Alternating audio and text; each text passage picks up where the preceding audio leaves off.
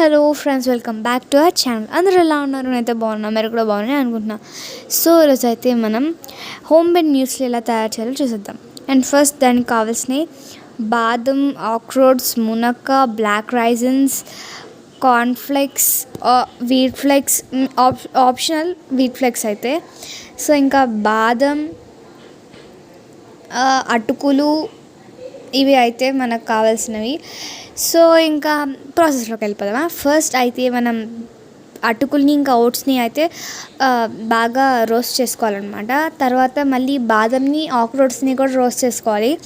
ఆక్రోట్స్ అయితే దానిపైన కొంచెం చిన్నగా ఇట్లా పొట్టు వస్తుంది, దాన్ని మనం అది వచ్చేదాకా అయితే రోస్ట్ చేసుకోవాలి. తర్వాత బాదంని ఇంకా ఆక్రోట్స్ని అయితే దంచుకోవాలన్నమాట. కొంచెం పెద్దగా కావాలంటే చిన్నగా కావాలంటే చిన్నగా.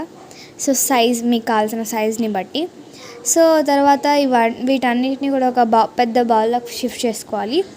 తర్వాత ఆక్రోట్స్ని మాత్రం మిక్స్ చేయొద్దు, ఎందుకంటే అవి కొంచెం చేదుగా వస్తాయి కాబట్టి బెల్లం పాకం, తీగ పాకం లాగా మనమైతే చేసుకోవాలి. దాంట్లోకి ఈ ఆక్రోట్స్ని వేసి కొంచెం మిక్స్ చేసి అప్పుడు స్వీట్ అవుతాయి కాబట్టి.